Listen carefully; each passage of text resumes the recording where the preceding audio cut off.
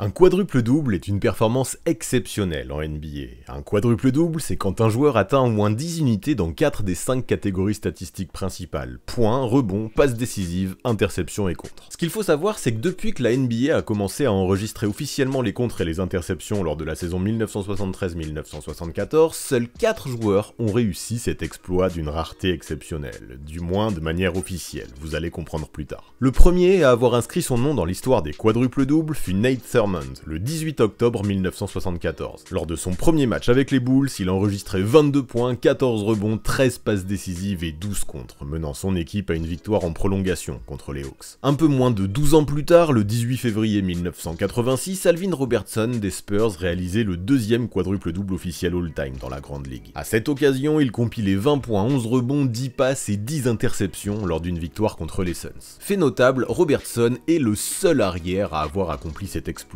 les autres étant des pivots ou des ailiers forts, une performance globale stratosphérique donc. Ensuite, Hakeem Olajuwon, légende des Rockets, qui rejoignait ce cercle restreint le 29 mars 1990. Il totalisait 18 points, 16 rebonds, 10 passes décisives et 11 contres lors d'une victoire contre les Bucks. Olajuwon est également connu pour avoir frôlé le quadruple-double à plusieurs reprises, ce qui témoigne de sa polyvalence folle. Et c'est ainsi que le quadruple-double le plus récent remonte au 17 février 1994. Il a été réalisé par David Robinson des Spurs. Ce soir-là, il enregistrait 34 points, 10 rebonds, 10 passes et 10 contres lors d'une victoire contre les Pistons. Depuis, vous l'avez compris, aucun autre joueur n'a répété cet exploit en match officiel. Personne, nada, zéro. Pourtant, il est important de noter que certains joueurs ont atteint des triples-doubles en y ajoutant 10 balles perdues ou plus, mais ces performances évidemment ne peuvent pas être considérées comme des quadruples-doubles. Par exemple, Jason Kidd en 2000 et James Harden en 2020 ont tous deux enregistré des matchs en triple-double accompagnés d'au moins 10 turnovers, mais ça, ce sont plutôt des quadruples-doubles de la loose. En effet, qui voudrait vraiment appartenir à ce club-là? Quoi qu'il en soit, et c'est ce que l'on retiendra, depuis plus de 3 décennies, aucun joueur n'a réussi à enregistrer de quadruple-double en NBA. Néanmoins, et c'est ça le sujet de la vidéo du jour, plusieurs ont frôlé cet exploit. Voilà pourquoi à partir de maintenant, nous allons explorer ce genre de perfs, celles qui ont eu lieu ces 30 dernières années, en remontant le temps. Le but, découvrir tous ceux qui sont passés tout près d'inscrire leur nom dans l'histoire du quadruple-double. D'ailleurs, si vous suivez un peu l'actu, vous savez que ça a eu lieu très récemment. En effet, le 22 mars dernier, les Bulls ont affronté les Lakers à la Crypto.com Arena. Cette rencontre a été marquée par une performance exceptionnelle de Josh Giddey, le jeune meneur australien de Chicago. Depuis son arrivée dans la Grande Ligue, Giddey n'est pas une star. En revanche, il s'est rapidement imposé comme l'un des talents les plus polyvalents de la NBA. Après avoir été sélectionné en 6ème position par le Thunder lors de la draft 2021, il a rejoint les Bulls l'été dernier, où il continue de montrer à quel point il est complet. Car oui, ce soir du 22 mars, face aux Lakers, l'arrière a clairement flirté avec le quadruple-double, enregistrant à l'occasion un match à 15 points, 17 passes, 10 rebonds et 8 interceptions. Tout ça en seulement 33 minutes. Cette performance le place donc à 2 styles d'un exploit rarissime dans l'histoire de la NBA. Lors de cette rencontre, il a également battu son record en carrière de passes décisives, tout en ne commettant que 2 balles perdues. Un match d'une propreté extrême donc. Ce qu'il faut noter, c'est que cette démonstration de polyvalence a été cruciale dans la victoire des Bulls, qui se sont imposés facilement 146-115 face aux Californiens. Kobe White a eu beau briller avec 36 points, bien accompagné par le rookie Matas Buzelis qui a établi son record en carrière avec 31 points, c'est bien l'Australien qui a le plus marqué les esprits. Avec cette perf et des moyennes supérieures à 13 points, 7 rebonds et 6 passes décisives cette saison, Giddey s'affirme de plus en plus comme un élément clé d'une équipe de Chicago bien morose ces derniers temps et qui a bien besoin de ça.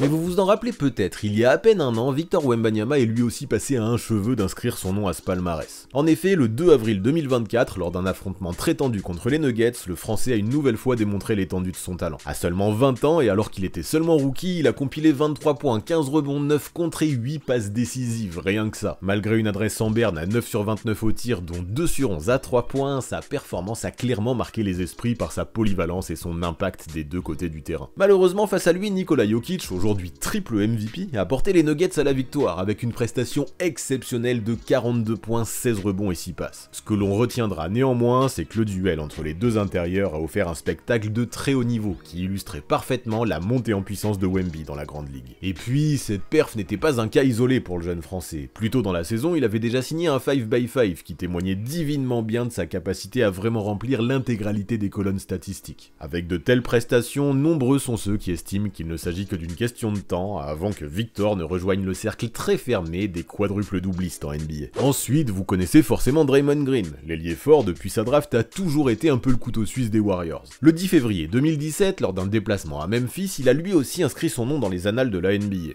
Alors que l'on parle souvent de triple-double avec des points, des rebonds et des passes, Draymond a lui choisi une autre voie. En effet, aussi surprenant que cela puisse paraître, ce soir-là, il n'a marqué que 4 points. Ceci dit, il a largement compensé dans les autres domaines, avec 12 rebonds, 10 passes, 10 interceptions et 5 contres. C'était la première fois dans l'histoire de la NBA qu'un joueur réalisait un triple-double sans atteindre les 10 points. Steve Kerr, son coach, était bluffé, affirmant que c'était la performance la plus dominante qu'il n'ait jamais vue de la part d'un joueur qui n'a marqué que 4 points. L'ailier fort a donc prouvé ce soir-là qu'on pouvait dominer un match sans forcément scorer des masses. Cette perf rappelle bien que le basket, ce n'est pas que du scoring, c'est aussi une affaire de polyvalence et d'impact dans tous les compartiments du jeu. Bref, pour enchaîner, le 16 décembre 2015, lors d'une rencontre opposant les Timberwolves aux Knicks, Ricky Rubio a également failli inscrire son nom dans l'histoire de la NBA. Oui, ce soir-là, le meneur espagnol a enregistré 9 points, 12 passes décisives, 10 rebonds et 8 interceptions. Il ne lui manquait donc qu'un point et 2 steals pour atteindre un exploit rarissime. L'Espagnol, reconnu pour sa vision de jeu exceptionnelle et sa capacité à intercepter des ballons, a toujours été un meneur axé sur la création et la défense plutôt que le scoring. Cette performance contre les Knicks illustrait parfaitement son style de jeu altruiste et sa faculté à voler des ballons. Malheureusement, malgré la prestation impressionnante de Rubio, les Wolves se sont inclinés face aux Knicks ce soir-là. Néanmoins, cette performance reste l'une des plus remarquables de sa carrière et ce match-là témoignait parfaitement de la polyvalence dont il pouvait faire preuve sur le parquet. Et puis Andrei Kirilenko, vous vous rappelez, lui c'était un joueur emblématique du Jazz à l'époque, bien connu pour sa polyvalence et son impact des deux côtés du terrain. C'est ainsi que le 8 mars 2006, lors d'une rencontre contre les Wolves, le Russe a pu lui aussi flirter avec le quadruple-double. Et oui, à cette occasion, il a cumulé 15 points, 11 rebonds, 8 passes décisives et 8 contres, contribuant de manière significative à la victoire des siens. Avant lui, seuls des joueurs légendaires comme Hakeem Olajuwon, Kareem Abdul-Jabbar et Chris Webber avaient réussi à afficher de telles stats en un seul match. Mais maintenant, place à un moment légendaire. Le 15 juin 2003, lors du 6e match des finales NBA, Tim Duncan a offert une performance totalement épique. À 27 ans, le déjà double MVP avait l'opportunité avec les Spurs, face aux Nets, de décrocher un deuxième titre en carrière. Et franchement, vous allez voir ça, il a répondu présent. Durant cette rencontre, Duncan a compilé des statistiques létales. 21 points, 20 rebonds, 10 passes décisives et 8 contres. Boum. À l'époque, son impact défensif était juste monumental, lui qui a cumulé au total 32 contres sur l'ensemble de la série, un record toujours inégalé. Et vous savez quoi? Re-regardez ce match 6 aujourd'hui et comptez ses contres. Normalement, vous en trouverez 10. Et oui, 2 d'entre eux ont clairement été oubliés dans le box score. Si les marqueurs avaient été un poil plus attentifs, ou plus honnêtes, le Big Fundamentals aurait pu être le premier joueur de l'histoire à réaliser un quadruple-double en play-off. Alors même si le terrain donne l'impression qu'il l'a fait, sans trop de doute possible même, la feuille de marque dit malheureusement le contraire. Impossible de comptabiliser ce quadruple-double de manière officielle donc, mais il faut le dire, Duncan s'est fait voler. Bref, peu importe, ce qui était primordial ce soir-là, c'était de remporter le Game 6 et de repartir avec le titre. Avec sa perf, TD a ainsi assuré l'essentiel. Face à des adversaires tels que Jason Kidd ou Kenyon Martin, il a dominé des deux côtés du terrain. Sous sa houlette, les Spurs ont infligé un 19-0 décisif au Nets dans le 4e quart, pour sceller une victoire 88-77 afin de s'assurer de repartir avec la bague. C'est donc tout à fait logique qu'il ait ensuite soulevé le trophée de MVP des finales. Alors ouais, il s'était fait braquer avec ses 2 contre fantômes oubliés, mais il avait quand même largement de quoi se consoler. Retournons maintenant au 31 mars 2002. Lors d'un match contre Miami, Ron Artest, alors aux Pacers, a lui aussi frôlé l'exploit. Ce soir-là, il a enregistré 24 points, 9 rebonds, 9 passes et 8 interceptions, des stats d'une violence et d'une polyvalence incroyables. Les anciens le savent d'ailleurs, Ron Artest, ce n'était pas juste une teigne capable de coups de sang mémorables, c'était aussi un élément clé des Pacers, capable de peser énormément des deux côtés du terrain. Ce soir de 2002, face à une équipe du Heat réputée pour sa grosse défense, l'ailier a su exploiter les failles adverses pour contribuer significativement à une victoire convaincante des siens, sur le score de 100-81. À l'image du reste de sa carrière, son impact ne s'est pas limité à l'attaque. En défense, ses 8 interceptions ont largement perturbé le jeu offensif de Miami. Comme quoi, il faut en être certain, il n'y a pas que malice à The Palace dans la carrière de l'ailier. Mais revenons un peu à ceux qui ont brillé dans les grands moments, et Tim Duncan n'est pas le seul à avoir frôlé le quadruple-double en finale NBA. Et oui, le 8 juin 2001, lors du Game 2 des finales NBA qui opposait les Lakers aux Sixers, Shaquille O'Neal a livré une performance mémorable. Après une défaite surprenante lors du match 1, lors duquel Allen Iverson avait fait parler de lui avec 48 points et son fameux step-over sur Tyronn Lue, les Lakers étaient déterminés à réagir. Phil Jackson, l'entraîneur californien, aurait même imploré à Shaq d'intensifier sa défense, et ces mots du Zen Master, le Big Cactus les a pris au pied de la lettre. Ouais, indéniablement ce soir-là, Shaq a répondu présent des deux côtés du terrain, avec 28 points à 12 sur 19 au tir, 20 rebonds, 9 passes décisives et 8 contres s'il vous plaît. Ça a dû plaire à Uncle Phil, son impact défensif a été particulièrement notable, lui qui avec 8 contres a égalé un record en finale. Avoir livré un tel match face à Dikembe Mutombo qui venait tout juste de remporter son 4e trophée de défenseur de l'année, c'était d'autant plus impressionnant. En attaque, Shaq a dominé la peinture avec sa puissance habituelle, mais mais il a aussi fait preuve d'une vision de jeu exceptionnelle en distribuant 9 caviars. Cette victoire sur le score de 98 à 89 a permis aux Lakers d'égaliser la série à une victoire partout. Après ce coup d'éclat, Los Angeles a remporté les 3 matchs suivants afin de décrocher le titre, le deuxième de leur three-peat. O'Neal a également logiquement été nommé MVP des finales pour la deuxième année consécutive, avec des moyennes de 33 points, 16 rebonds, 5 passes et plus de 3 contres par match. Ensuite, si l'on continue à remonter le temps, le 7 février 1999, Chris Webber a lui aussi frôlé la légende avec les Kings, dans une victoire face aux Grizzlies sur le score de 109 à 87. Ce match marquait les débuts à domicile de l'ailier fort à Sacramento après son transfert en provenance des Wizards. Dès son arrivée, après le lockout, il a ainsi démontré l'impact majeur qu'il pourrait avoir sur l'équipe. Pour remettre le contexte, Chris Webber c'était un ailier fort doté d'une combinaison rare de taille, de puissance et de finesse. Connu pour sa vision de jeu exceptionnelle et ses qualités de passeur, il était capable de dominer aussi bien au scoring qu'au rebond. Lors de cette rencontre face aux Grizzlies, il a livré une performance légendaire, 25 points, 15 rebonds, 9 contres et 8 passes décisives. Et le pire, c'est que ce soir-là, C-Web n'a pas été le seul à noircir toutes les colonnes statistiques à Sacto. Vlade Divac, le pivot vétéran des Kings, a lui flirté avec le triple-double en enregistrant 8 points, 16 rebonds, 10 passes et 4 interceptions.